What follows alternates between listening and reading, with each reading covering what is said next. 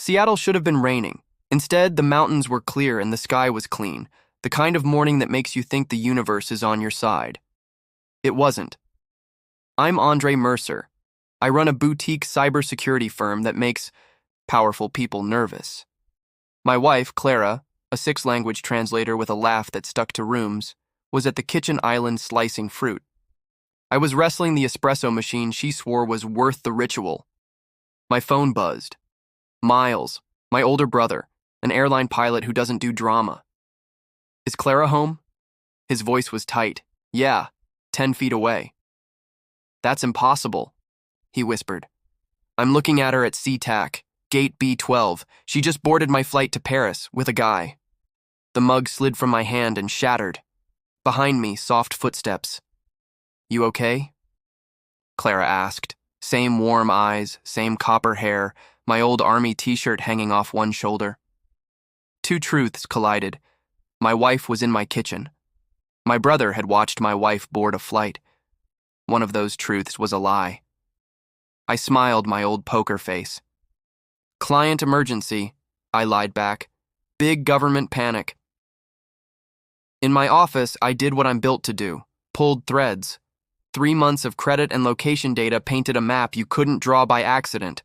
Prague, Budapest, 3 countries, in 6 hours. Meanwhile, Clara was feeding the cat on our cameras and texting me messages punctuated like corporate memos.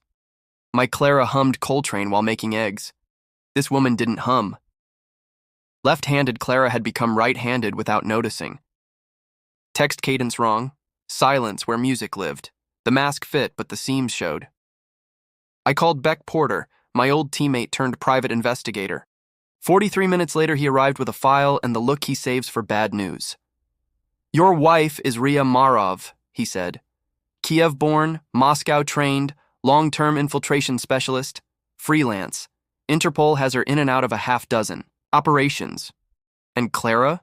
Went dark 12 weeks ago on a Prague job. No arrival scan, no hotel, nothing. He didn't say the word dead. He didn't have to. There was a second photo. The man with Clara at Miles's gate. Victor, Petrov, handler, cleanup. Someone wants something from you, Beck said. Worth replacing a spouse. I thought about our federal contract and the quantum encryption module we'd been building. Yeah, I said. I've got a guess. From then on, my marriage became theater.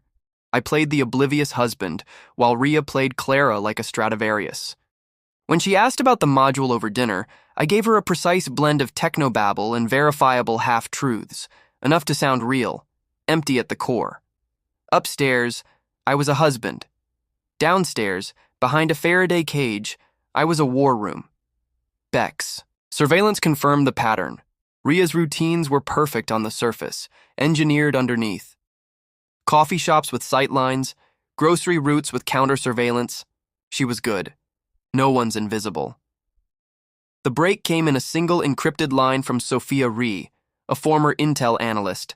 Check Clara's keepsakes. She left you something. 2 a.m. I opened the cedar jewelry box that held our life in paper. Ticket stubs, a pressed flower. Beneath them, a safe deposit key on fishing line and a micro SD card scratched with one word, Geneva. Game on. I staged a dog and pony show for 3 federal suits the next day, slides, graphs, quantum fairy dust, and, accidentally, left my laptop unlocked at lunch. Ria ghosted in, copied the bait to a USB, and left with exactly what I wanted her to have. A digital grenade packed with surveillance malware. That night she glowed. How'd it go? Promising, I said, smiling like a man who didn't just hand his enemies a live wire. Under an alias, I flew to Switzerland. Geneva, polished marble over a shadow economy. The bank accepted Clara's key and ushered me into a private room with a metal box the size of a shoebox and the weight of a future. Inside, photos of professional killers, organizational charts, money trails through shell companies, handwritten notes in Clara's neat hand. Raphael Voss at the top, ex-Spetsnaz, corporate espionage kingpin. Mo, replace key personnel, extract intelligence, erase witnesses. 12 to 15 active ops. A list of companies that had, coincidentally, suffered catastrophic breaches after new hires. At the bottom, if I go dark, look to the mountain. Facility, priority detentions, 72-hour cycles. While I read, my malware sang. The decoy files Ria stole mapped the network that took them. Server farms, devices, comms. Then a prisoner manifest dumped to my screen. Clara Mercer. Status, active asset location. Alpine facility. Designation Omega 7. Scheduled disposition, 72 hours. TikTok. Sophia called. They're accelerating. Prisoners move within 72 hours. Send me everything, I said. Floor plans, rotations. Impregnable, she warned. People go in, they don't come out. They haven't met me, I said, booking a room with a view and ordering climbing gear. By dawn, I was on a rock face in the Alps with crampons biting ice and wind trying to pry me loose. Slow is smooth. Smooth is fast. Don't look down. Maintenance shaft took me into the bowels of Omega 7. I darked out one wing with a shaped EMP and looped cameras with pre-recorded hallways. Doors popped when I needed them to. Sub-level 2 stank of bleach and fear. Cell A7. Clara, thinner, paler, unbroken. Her eyes widened, then steadied. Andre, she whispered. Let's go. We made it 37 feet before alarms turned. The world red and Voss appeared with a dozen rifles, and Ria, mask off, weapon steady. You came far, Voss said mildly. Too far, Ria added. I reached for the tablet on my vest. 12 barrels tracked me. You think I came alone? I asked, thumbed a sequence, and the mountain went black. Charges I'd seeded on the way in took 2 structural ribs offline, collapsing corridors we weren't in, shredding comms, forcing the facility to emergency power. When the backup lights stuttered on, the corridor filled with Swiss tactical. Police pouring through debris. Evidence packets already en route from my malware to their servers and Interpol. Voss cursed in 3 languages. Ria chose the only target that would break me. She raised her pistol at Clara. Training overrode thought. Her bullet wrecked my shoulder. Mine took her center mass. She folded with surprise still on her face.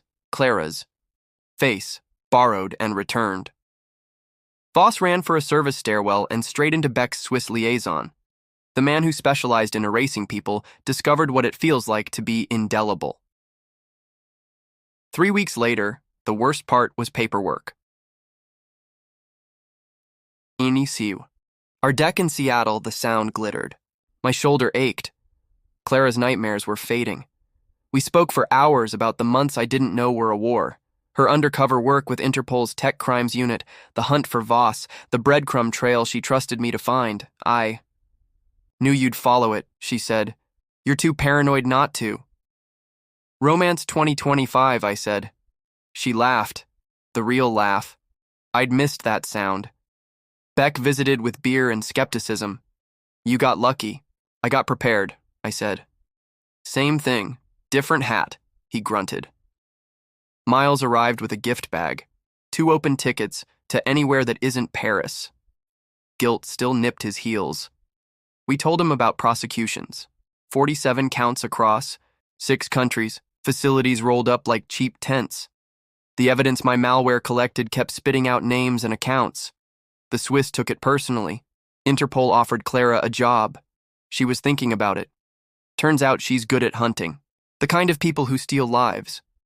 My company, now verified by very public results, landed the real quantum contract.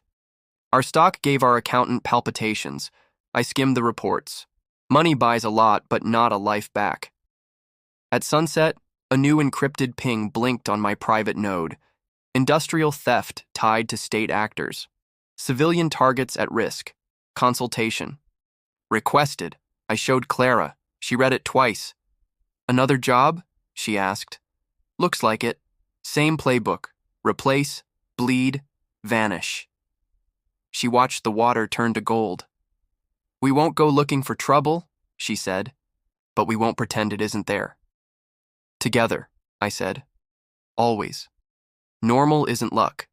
Normal is built, wall by wall, choice by choice, and defended. And if trouble comes for us or for people who can't fight back, we answer.